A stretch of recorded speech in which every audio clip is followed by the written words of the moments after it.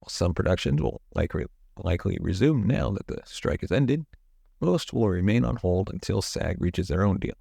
Talk shows such as the Drew Barrymore Show will likely proceed now that the WGA and the studios have come to an agreement, but guests will be limited since actors still cannot promote their projects. This episode is brought to you by Skillshare. Hey folks, I've got something super cool to share. I've recently dived into Skillshare, and man, what a transformation it's been. It's not just an online learning platform, it's a hub of inspiration. I stumbled across this photography course, right? Always thought I had an eye for it, but never really explored it. So I dove in, and now I can't stop clicking. From creative angles to understanding lighting, my Insta game has leveled up for sure. Seriously, whether it's photography, digital art, entrepreneurship, or another passion lurking inside you, Skillshare's got it covered. So go on, unlock your potential, and join Skillshare. It's a journey you won't forget. Use the link in the description and support the channel.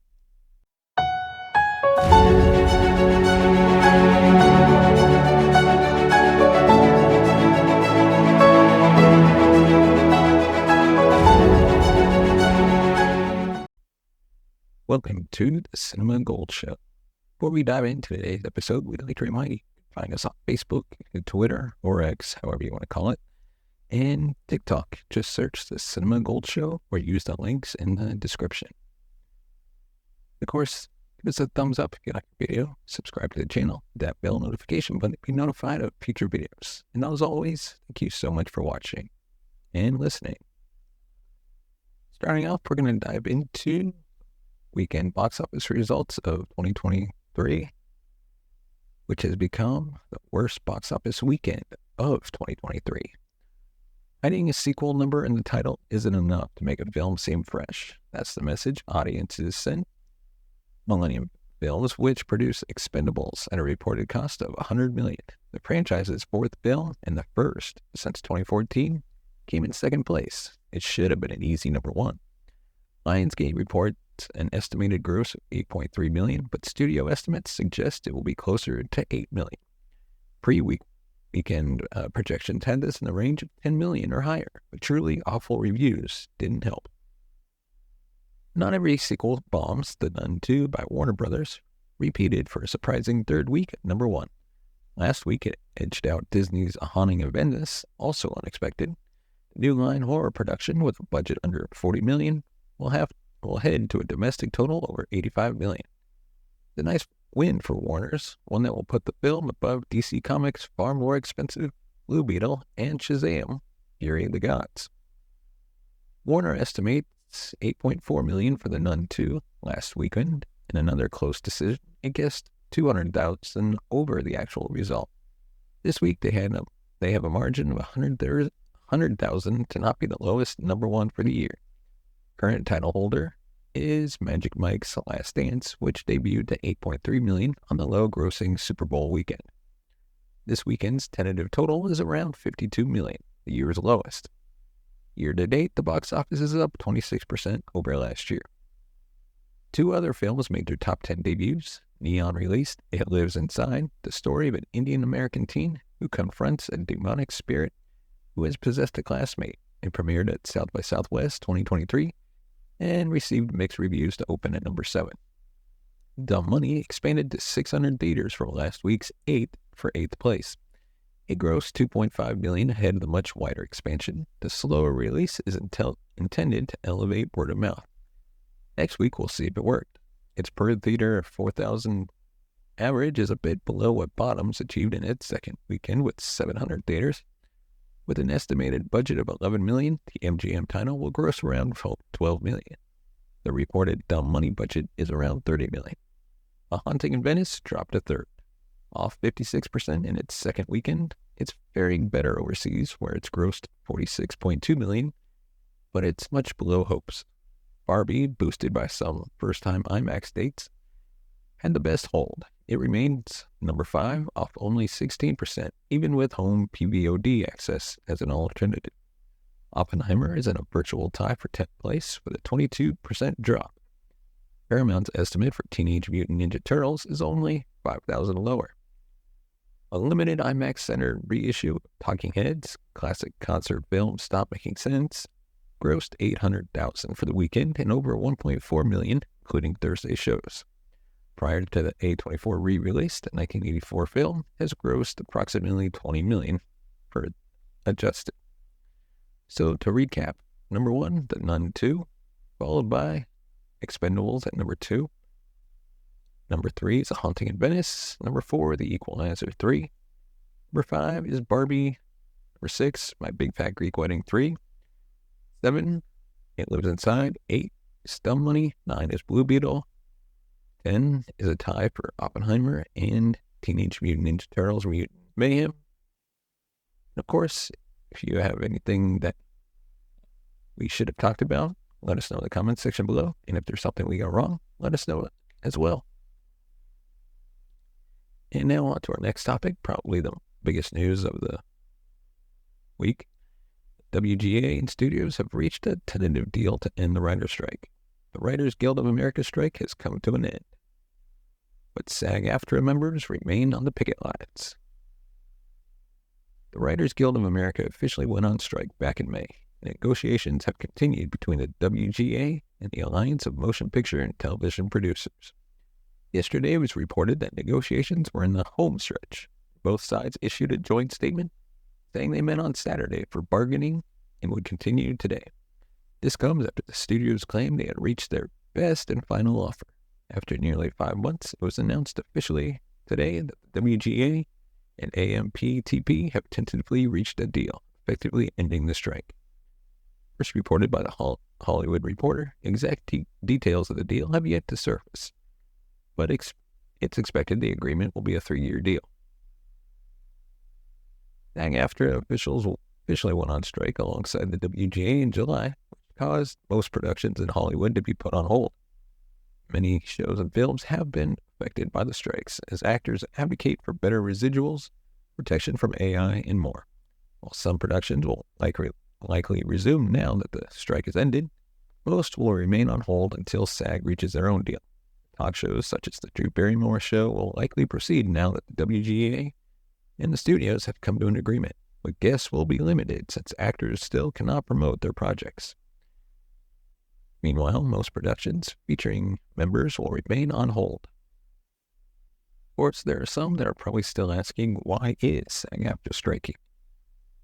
So, in a statement tied to the strike announcement, SAG-AFTRA representatives revealed that the strike is commencing after 4 weeks of negotiations with studios and an existing negotiation extension from June 30th to July 12th. Back in May, SAG-AFTRA and National Board unanimously agreed to send an authorization vote to members with, and 97.91% of members ultimately voting in favor of authorization. Back at that time, they released a statement during a press conference saying, yesterday, our union celebrated the 90th anniversary of the incorporation of Screen Actors Guild. During our nearly century-long existence, we fought for and achieved countless gains for working actors. Today, we embark on a new important chapter in our union's history. Earlier this morning, the SAG-AFTRA National Board convened following 4 weeks of negotiations, the Alliance of Motion Picture and Television Producers, in a meeting. As AMPTP remains unwilling to offer a fair deal on key issues essential to protecting the livelihoods of working actors and performers. SAG-AFTRA, as National Board, unanimously voted to issue a strike order against the studios and streamers. Of course, stay tuned for more updates about the strike as it continues to unfold. And our next topic, The Office reboot is rumored to be in the works. With it being a decade since the final episode of the American The Office, fans often wondered if we could get a new take on the material, with a new rumor from Puck News claiming that once the writer's strike is officially resolved, one of the many projects that will quickly be moving forward will be a reboot of the sitcom. Not only would a new take on the concept be on the horizon, the outlet claims that Greg Daniels, one of the co-creators to adapt the sitcom, would be returning to the franchise to be involved in the project. The outlet noted, quote, "We're also about to see a fire hose of announcements of projects and castings that have been held back for fear of bad optics or violating guild rules. Greg Daniels is set to do a reboot of The Office, for instance. The original British series ran for 2 6-episode seasons and a 2-episode Christmas special. The American, The Office, debuted 2 years after the BBC's Christmas special, and its first season ran for just 6 episodes, serving as a mid-season replacement. The debut episode is almost a complete remake of the debut episode of the original series, though future seasons pivoted from its predecessor to explore its own characters and dynamics. The remake did, however, maintain the love connection between Secretary Pam, or Dawn in the original series, and Jim, also Tim in the original series. The impact of the American series, largely due to amassing 200 episodes, is arguably stronger than the original program, to the point that many likely don't even know the American series is itself a reboot. Development of virtually all movies and TV productions have been put on hold since the writers went on strike this past May, though this weekend saw the announcement that a tentative deal had been solidified, potentially leading toward an official solution in the coming days. This isn't the first time reports of a continuation of the series has been teased, though other reports have hinted that a spin-off from the series was more likely than a complete reboot. Even the ambiguity of this reboot, for example, means it's possible that whatever Daniels might potentially be working on isn't necessarily a remake of the original premise, but could be a new series focused on any of the original characters. Do you want to see the franchise revived? Let us know in the comments. And also, what characters would you bring back if that was an option? I definitely would bring back Dwight. Start the season off, or start the new series off with Dwight in charge with Angela, and then go from there. And now our next topic. The Sicario 3 producer confirms that the movie is still happening. I want to butcher his name, but Sicario 3 producer Basil Wianik has confirmed that the movie will still make it to the big screen, with Benicio del Toro returning in the lead. In an interview with The Messenger, the producer, who also produces the John Wick franchise, revealed that the movie was still coming, saying, quote, "When we can continue writing it, it was pencils down, but the idea is awesome." He said in reference to the strike, which had halted further progress on script completion, "I can't wait for Sicario 3. I could watch Benicio play the guy forever. I mean, I can watch Benicio in anything. But with that character, it doesn't get old." The script writing process for Sicario second sequel will hopefully recommence given the recent agreement reached between the WGA and the AMPTP. Sicario 3's working title is Sicario Capos, which translates to Hitman Bosses. Denis Villeneuve directed 2015 Sicario, the film written by Taylor Sheridan, starred Benicio del Toro portraying the ex-Mexican prosecutor turned assassin who oversees a CIA task force to take down the leader of a Mexican drug cartel.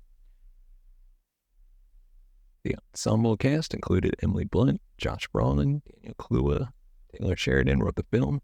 Stefano Salima took over directorial duties for the 2018 sequel, which reunited Del Toro and Brolin. The film further investigated the drug war at the U.S.-Mexico border, with Sheridan again penning the script. Brolin has featured in the first 2 Sicario films as CIA officer Matt Graver, and had earlier confirmed possible plans for another sequel. The actor responded to being asked if fans should ditch the hope of a third film in the series, to which he said, "No, I just don't know when we'll do it. We may be 80. Brolin added that the work was ongoing on the script, but it's very much at the forefront of all of our minds. It's been written and it's been rewritten, so it's out there," he said. "We think it deserves a third one. We can make it in the way that we want to make it, so don't give up." Let us know your thoughts on a possible third Sicario film. And of course, give us a thumbs up if you like our videos. Subscribe to the channel, hit that bell notification button to be notified of future videos. And of course, if you want to support the channel, you can go ahead and buy us a copy at buymeacoffee.com/cinemagold. And of course, as always, thank you so much for watching and listening. We will see you next time.